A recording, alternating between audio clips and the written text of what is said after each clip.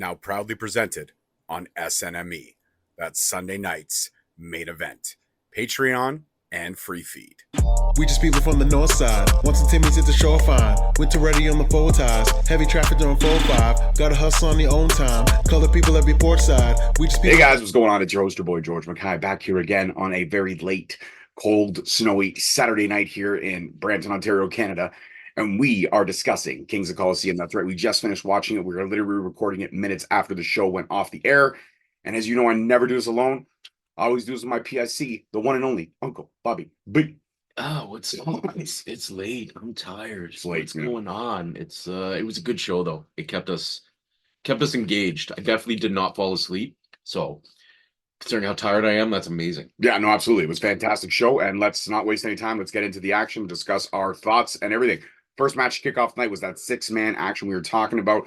Wasted Youth, Dyln McKay, Marcus Mathers, and Alec versus Griffin McCoy, TJ Crawford, and the leader, Tony Deppen. And the winner was Wasted Youth and Price via Price's $450, and it was picture perfect. But this match was incredible. Wasted Youth and Alec Price coming out in Mighty Duck jerseys, classic from the movie. Not the Anaheim Mighty Ducks, the Minnesota Ducks fly together. Mighty Ducks, okay? Yes, Emilio Estevez, he tipped his hat to me, yada, yada, yada. Great movie, great childhood movie for people born in our generation. Still holds up now, actually. The first one. Second one and third one, but the first one was great. But I enjoyed this match thoroughly. I enjoyed everything they brought to the table. McCoy and Crawford looked good as a unit. Deppen looked good as a leader, which we've already talked about his leadership skills to no end. And Wasted Youth, though, still undefeated in MLW, and I don't see this slowing down. They are now officially the #1 contenders for the next match on the card, we will get to shortly, a couple more matches down the card, sorry. But all in all, I enjoyed this one. It was a great way to kick it off, smart way to kick it off, bring in the young guns, let them hype up the crowd, and keep the momentum going. Rob, what do you got? Yeah, we kind of speculated this might be the first match on the card, and it was. And what a banger. What a way to start it off. They kept us all entertained, and we were just trying to keep up with the action. It was all over the place, a lot of tandem maneuvers, high energy, high speed, incredible timing from these guys. Just everybody in the match looked great. It was a solid start to the show. Like you said, Alec Price with that 450 to take the win.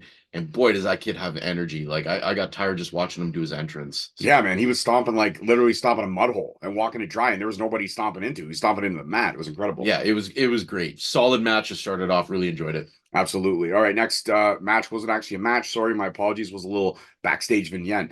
Zayda, who apparently is the new backstage correspondent, or at least the backstage correspondent for WTF. She's trying to get a word with Alex Kane. Thomas comes out, looks left, looks right, and says, "Smells like Hawaiian." Smells like Hawaiian. Oh, hey, Zayda. And yeah, that was, she asks nicely for an inside scoop. And Thomas says, ask me nicer. She says, please. And Alex Kane appears. And Alex Kane says, I'm busy. I don't got time for you. He says, I am going to give you the inside scoop. And he literally talks shit about every member of WTF. Richard Holiday, St. Laurent, Bishop, Lawlor, yada, yada, yada. And Zayda is just left speechless and running for the hills based off Alex Kane's numerous uses of coarse language against everything WTF. This segment was enjoyable. For 20 years old, they're throwing her into the spotlight very early. And I feel like she's picking up the ball and running with it. There's going to be some stumbling blocks, there's going to be some learning curves. But all in all, I feel like she's really taken the ball and ran with every opportunity that MLW's given her. I can't hate on Zayda. I really can't. No, for 20 years old to be given that kind of opportunity is tremendous. And like you said, you got to grasp those opportunities when you get them, especially in this business. You got to show what you can do, and that's how you're going to keep getting work in the future. So good on her, and she seems to be making progress in terms of just getting more comfortable on camera, more comfortable with talking to the camera, being on the microphone, that sort of thing. Yeah, confidence is definitely picking up for sure. And that led us into our next match, which was the women's featherweight title match. Janai Kai with Salina de la Renta versus Hyper Misao. And the winner via submission was Janai, but we were right. We talked about Misao being the one person who might be able to take her to the limit, and there was no shortage of almost falls. Definitely no shortage. Janai's biggest test. But you know what? She stood tall, and I was right. There was a weapon used, but it came out of Misao's trunks, and she seemed to be wrestling the whole match with it, and she actually sprayed Salina and was able to get the Janai had to actually get the win cleanly. Yeah. Cleanly. So it actually was impressive. Salina did try to pull something. She had like powder or something in her pocket. It's the cold spray. No, but she had powder. I thought she had like a white powder. Oh no, I thought she pulled out the spray, but Hyper Misao pulled out the spray fast. She was on the draw. They both had the same thing. Did they both have spray? But Misao got her faster. Yeah, so she had the spray in her pocket. See, now see again, this was her fault. She didn't have the fanny pack. If she had the fanny pack, it would have been quick on the draw. Yeah. She had it in the pocket. She was fumbling, trying to get up to the ropes. Salina fucked up. Salina fucked Salina, if you think about it. Salina screwed Salina. Well, I mean, but shout out to Hyper Misao for the first bicycle-assisted clothesline I've ever seen. That was pretty fun. Well, it was a performance enhancer. Absolutely. Matt Stryker was right. It did enhance the speed of the clothesline, for sure. It's not an illegal use. It was not a foreign object. It was performance enhancing, though. But there was a little bit more stank on the clothesline. It's just like, the samurai back in the day. Like the katana sword was a drawing weapon. Like you would draw it out and slash forward. But they would do that on a horse. So if you got a katana coming at you on a horse that's going, I don't know, 35 miles an hour. Yeah, you're going to get cut right now. It's the same principle. It is a performance enhancer. Stryker was not wrong. Not wrong. Absolutely. Not a foreign object, though. Performance enhancer. No, performance enhancer. But great match. I mean, aside from the comedy spot, which the bike around the ring was funny, these two girls went at it. There was a vicious crossbody in the early stages of the match from Hyper, and she laid out Janai. But Janai got her back with some wicked kicks, and Janai does not hold back. And I believe these two ladies probably had a discussion beforehand, because Janai, no stranger to Japanese wrestling. She's gone over to Japan for a few tours, and she knows how to handle herself over there. So facing Hyper Misao, I believe this was the first time they've ever faced each other, at least in North America. But there was no shortage. These two ladies hit each other with everything they had, and Janai coming out with the submission victory. You got to be impressed with Janai, man. She keeps rolling. The title defenses keep racking up, and she's showing exactly why she is the best pure featherweight champion we've had in this young divisions run. There have been 3 champions, but I believe she is the best all-round, well-rounded featherweight champion that MLW has ever presented to the fans. I'd agree with that. Yeah, it was a fun match. I hope to see more people coming over from Tokyo Joshi. It's great. They got a lot of talent over there. Let's bring them over. Absolutely. I mean, and the Forbidden Door has been revolving very well through MLW. They've been bringing in a lot of overseas talent, and we've been seeing some incredible dream matches. We've also seen some returning champions, right? I mean, we got the leader of the Bread Club. That last pay-per-view, that was epic. It was epic. Satoshi Kojima. And he's coming back. He'll be back, so... Absolutely. We'll get into that a little bit later. No spoilers ahead right now. I mean, also, if you are watching and we're spoiling, sorry, you probably should watch the event before you watch us. Yeah. Just saying. All right, next match on the card is that World Tag Team title match. Second Gear Crew, Manders Justice versus WTF. Josh Bishop, Tom Lawlor, of course, with Saint Laurent. Now, this was a wild one. There was a couple of different construction projects that were happening during this match, and we weren't really sure what was going to go down in terms of how this construction project was going to unveil itself. Every time they got the thing leveled, somebody would hit somebody with a clothesline, and it would just crumble down. It just wasn't to be. It was like Jenga. It really was. It was like a bad Jenga. And eventually, though, we did get to see Matt Justice putting the biggest man in the fight in terms of height, Josh Bishop, through a couple of tables for the 1-2-3. So SGC did retain, not without the interference of Zayda, who got an absolute wicked clothesline from hell from Manders. He folded her in half. Saint Laurent actually carried her to the back.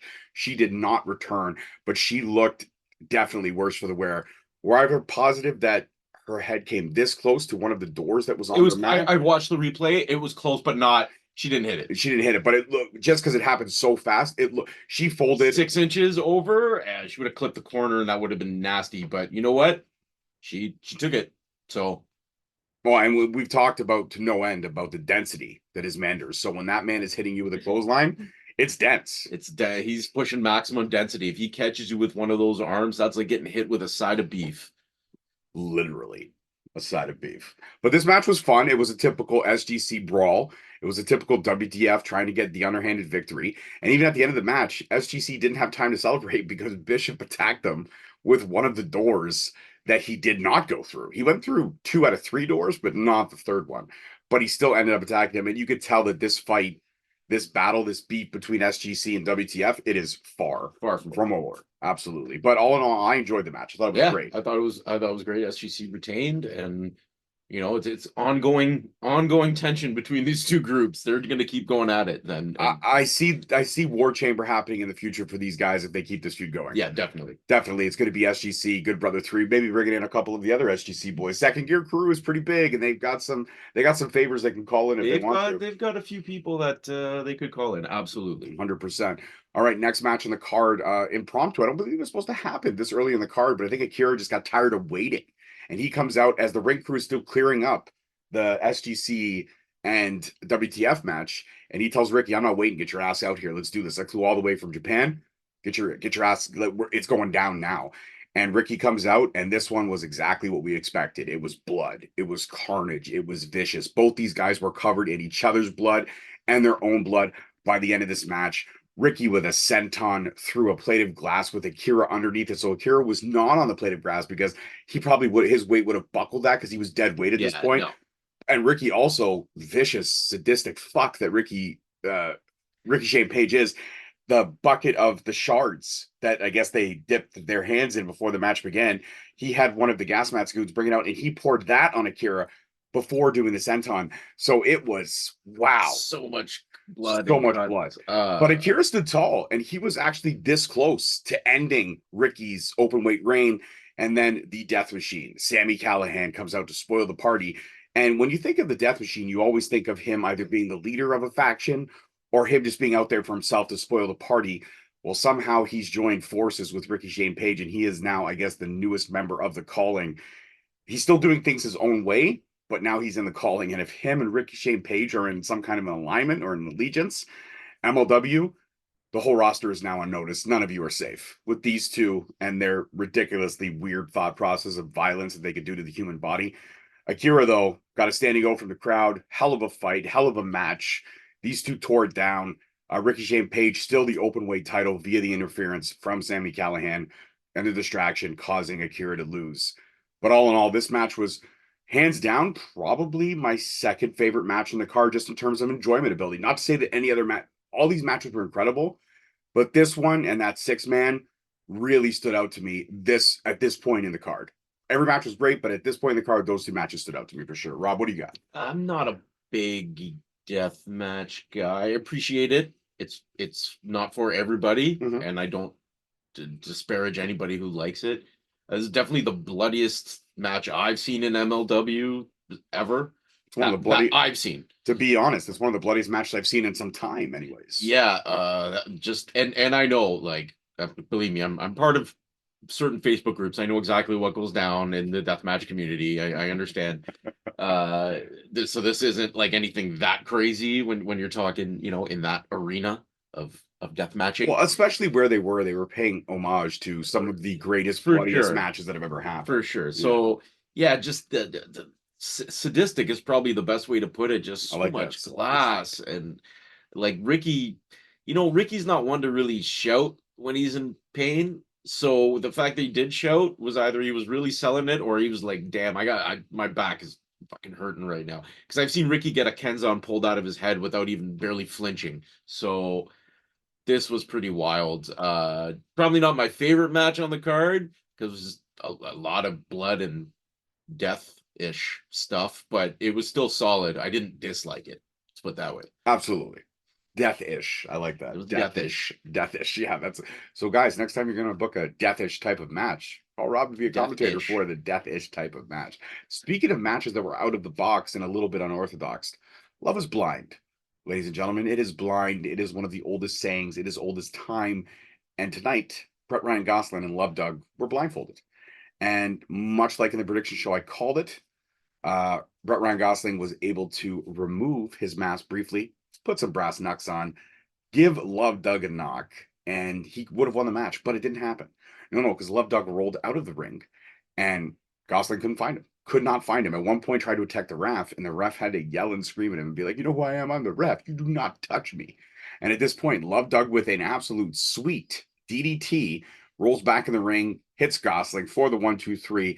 He gets the victory, and he also gets flowers from an admirer in the crowd. So Love Doug gaining his own admirers. Once an admirer of Becca has now gained his own admirers. So it's pretty cool. This feud, though, I don't see it being far from over because Gosselin is going to somehow spin this and say it was luck. it was luck? I don't know. I don't know where they go from here. I mean, Doug got the win. What incentive is there for him to face this guy again? He needs Did he a really Becca get? Did he really? incentive. Did he? Yeah, I think there will be a Becca incentive. But I mean, do you feel like he inflicted enough? I mean, they spent 5 minutes of a 6-minute match trying to find each other. Yeah. Just like in love, it's often a challenge to find your person. You know what I mean? Oh, it is. It is. It Some is. people spend a lifetime trying to find each other. Ladies and gentlemen, it is late when Uncle Bobby B starts quoting fortune cookies. So we're just going to keep this moving right along. All right, it was time for the MLW World Heavyweight title match, which means that I was semi-correct in the way I had the match card lined up. Jacob Fatu and Matt Riddle would be one half of the main event.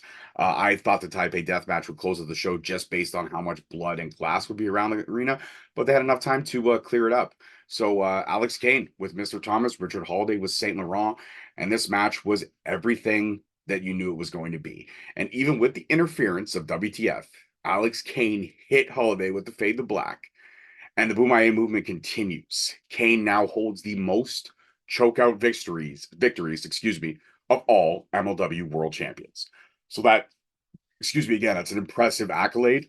And shout out to Alex Kane, man. He keeps rolling along, and he keeps just proving why he is one of the most dominant champions in MLW's modern run. Flat out. They had us believing Richard Holiday was going to take it. The way this match was unfolding, you're like, oh, he's got it. He's got it. I mean, Alex Kane looked like he was out, but he managed to pull it out. High spot of the match for me, that 2008 off the top, the Super 2008, looked incredible.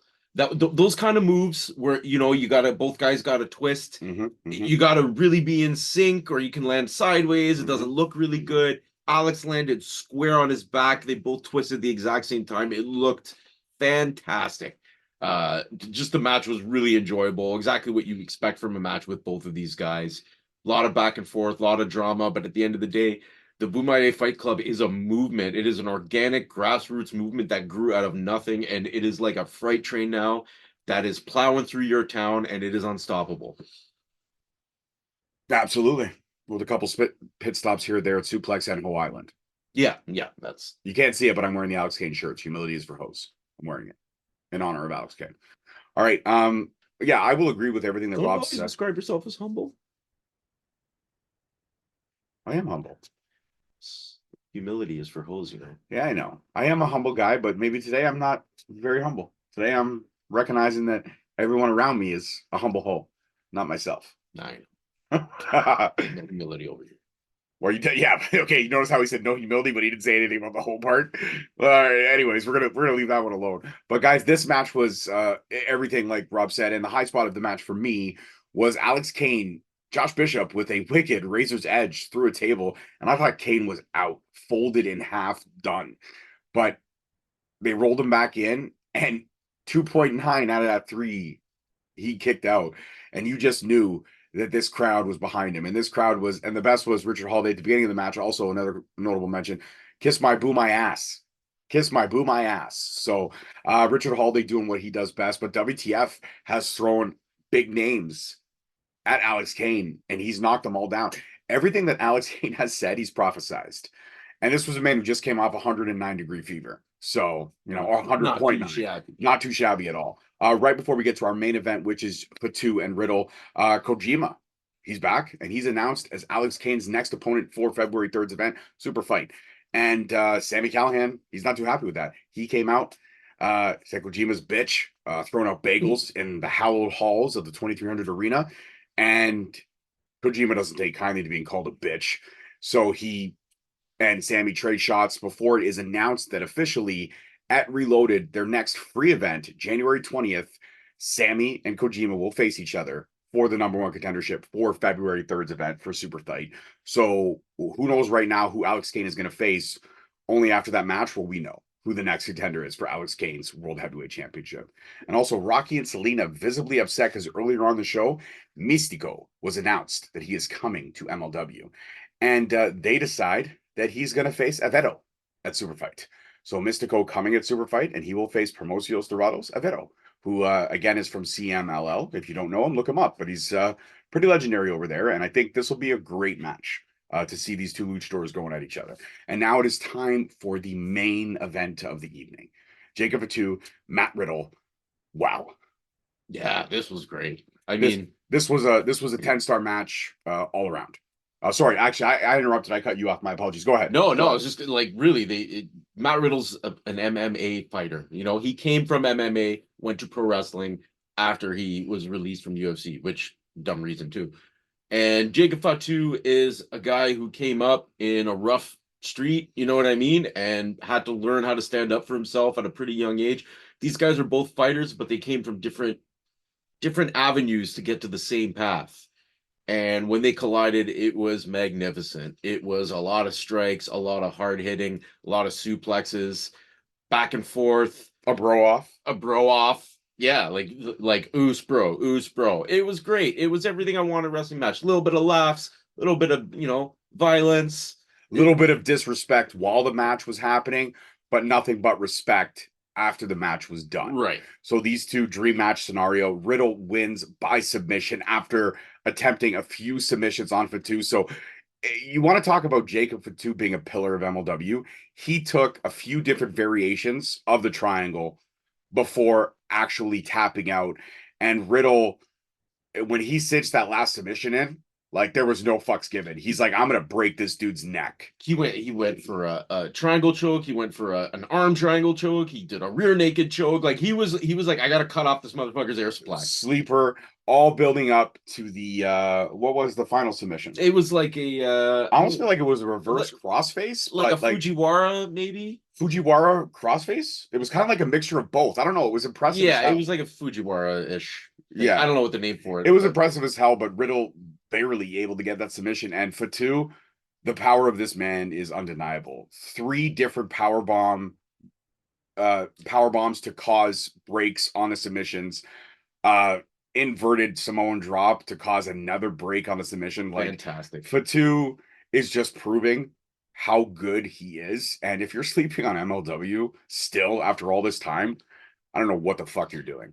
Oh man, you know what sucks though? Like I would love to see Jacob Fatu go to like Japan and work like Shingo Takagi, you know what I mean? Or something like just there's so many great matches that could be. Alex Kane too, for that matter.